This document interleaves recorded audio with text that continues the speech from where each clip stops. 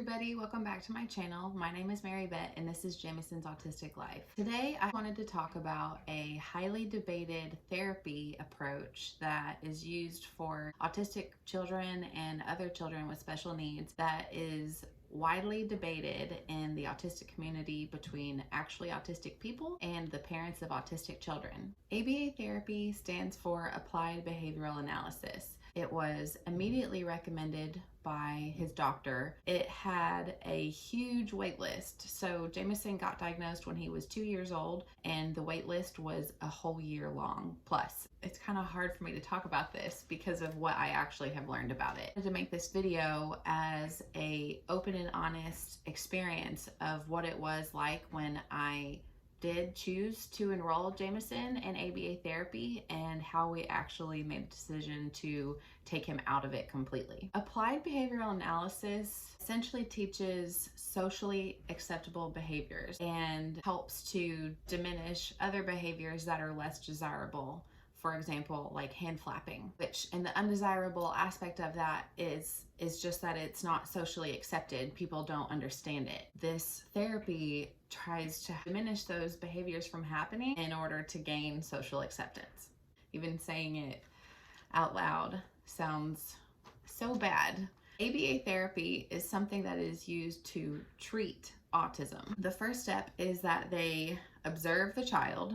Then the next step is to strategize with consequences and rewards to prevent that behavior from occurring. They try to figure out what's triggering it and they work around those triggers or try to essentially train them to not respond in such ways. The whole concept of this is dependent on the idea of operant conditioning. The conditioning is the use of punishment or reinforcement to encourage or discourage certain behaviors. The whole core of this method is to analyze their behaviors and then systematically apply certain reinforcements or consequences to produce behaviors that are socially acceptable in society, which is not how it was really explained to me. It was explained to me as developing social skills, but it wasn't that. It was simply a performance-based thing to check off on tasks. What really came to mind and what a lot of people argue with this is what is normal? What is socially acceptable?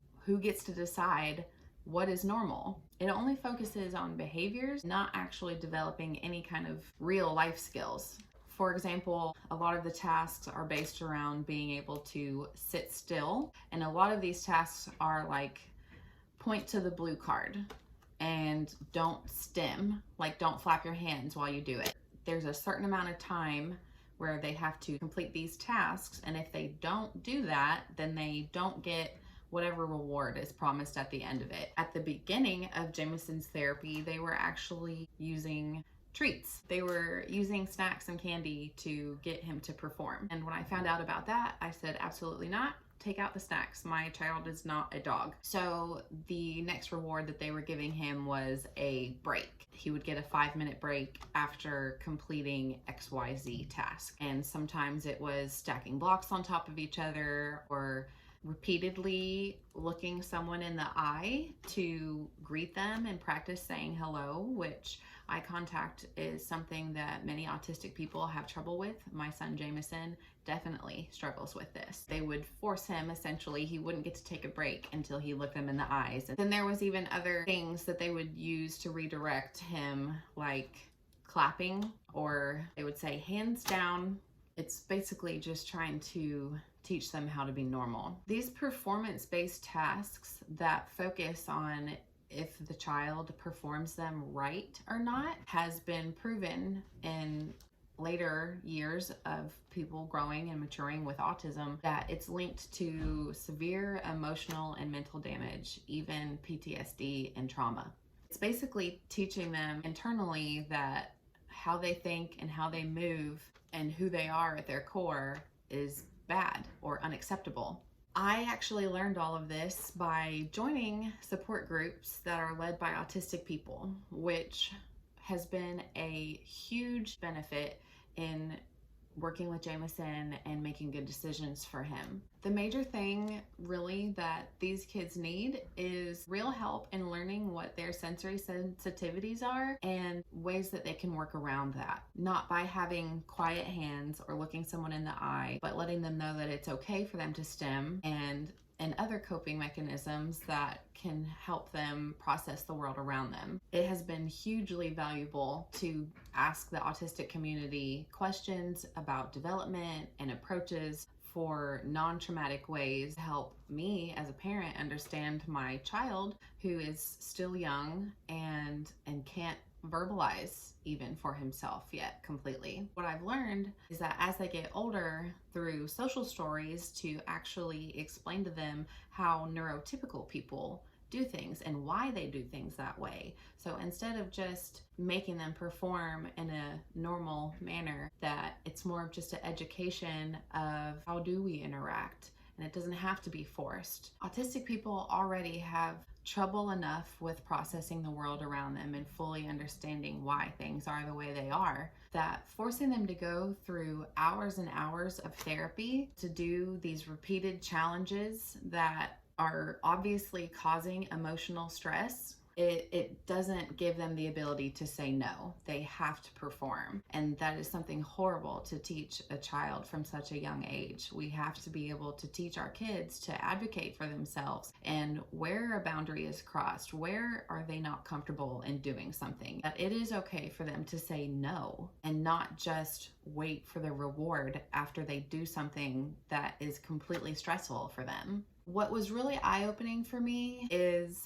that the health insurance company approved him for maximum hours, which this is not uncommon for early intervention with autism, that he was literally doing 40 hours of therapy a week, 5 days a week, 8 to 3 every day. When I started describing this to my friends, it sounded like torture. I pretty much related it to, imagine your job. For example, I have a job history in sales, and we often practice role playing or conversations of how to create sales. Imagine if you had a job where all you did was sit with your manager and have a practice conversation over and over and over again. And if you didn't do it right, you started at the very beginning. That sounds like a nightmare. Overall, ABA is essentially useless to the person experiencing it. It completely caters to the parents of these children that want them to behave a certain way. It causes stress and autism burnout. Autism burnout is something that I learned about. There's different phases of it for Jameson. Say he would get out of ABA therapy and he would be really high energy and would be stimming, like probably for an hour. Hand flapping, running around in circles, crashing into the furniture, a lot of automated repetitive noises, almost no distracting him from that. It was like he had to do it. That would turn into an inability to respond to us, when normally if we would interact with him, he would give us some kind of response. But with this, it was like he was completely checked out. There was no interacting with him, even in his own way. And after that, where this is a timeline of like an hour or so where he's high energy, and then it turns into meltdown and a crash. He would sleep. He would literally fall asleep. It causes exhaustion to the point where he would stim until he crashed and slept it off, and literally sleep all the way until the morning. And then in the morning when he woke up, he would be able to speak to me again, and he would be happier. So it was obviously stress. It was so stressful for him. As soon as we noticed these symptoms in him, I was beginning to learn more and more about the negative effects of this. And it's interesting, because of the pandemic, a lot of parents lost your routine, and I was afraid for him to completely lose a routine. We cut him back down to 40 hours to half of that. And we definitely saw an improvement in his behaviors after that. He didn't seem to experience the burnout anymore. There are so many resources that are against ABA therapy. It was almost impossible to find anything good about ABA therapy that didn't come from an RBT, registered behavioral technician, a technician, not a therapist. I learned that one of the original founders of ABA therapy, Dr. Lovis, was literally somebody who had a hand in developing gay conversion therapy. Whew. And I'm going to put a link down in the bottom for a huge list of resources where you can do all the reading on this to support it. I got over that fear of putting him back in school because of the pandemic.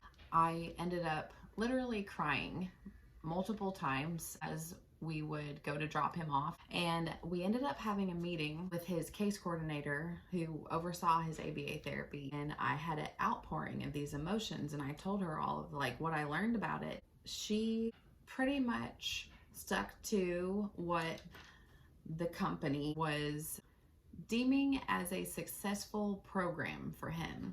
The more I wanted to change his programming, the more she said that it would just be an unsuccessful plan for him. She even told me that they have a program where they put his milestone checkoffs, depending on his percentage of completion of these tasks, would give them an idea of how much was deemed medically necessary for him to develop. A company just puts his numbers into a program and then tells me what he needs and tells me what's going to be successful or not. I'm the parent. I know my son. I can see what this is doing to him. What his therapist was telling us was that he's doing so great.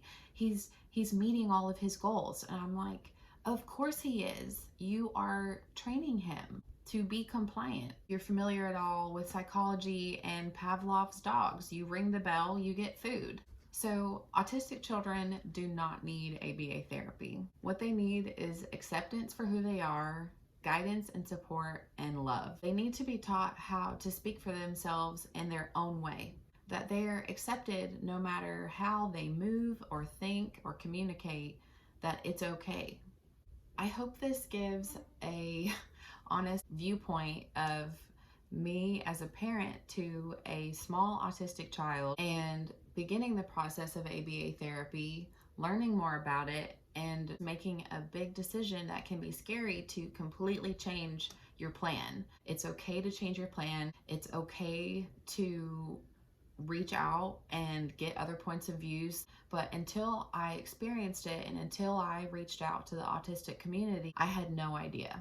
As a parent advocate, I strongly urge you to do your research. People will argue that not all ABA is bad, and ABA from decades ago is not how ABA is today, but it's still conditioning. Now he is at a preschool at a public school, and he is in a autism clustered classroom with about 10 students, and there's one main teacher and 2 aides, and he can literally specifically tell me that he had a good day and that he had fun, where I didn't get any of that from the ABA. It was just about checking off tasks on a list. So if you have any questions for me about more specific details of our experience, I actually have some footage from a few months ago, back in March, in the midst of the pandemic. We were doing ABA in our home. I was practicing some of that with him before I learned all of this stuff. So I'll probably end up clipping that together and share that as well, just so we could have a live example of what that looked like. As I observed what they were doing, I did practice that with him some at home. Gone back to look at that video, it was obvious how stressful that was for him, even with me doing it with him. I hope this sheds some light on ABA therapy for parents of autistic children or any children with special needs to please consider not doing it. Do your research. Check the link below for the source list that I'm going to share. Be the advocate for your child. If they can't speak for themselves, you have to help them get to that point to when they can stand up for themselves. If you found this video helpful at all, please make sure to hit the like button and subscribe. Hit the bell to make sure that you get a notification every time I upload a new video. Please subscribe for more and to spread autism awareness. Thanks. Bye.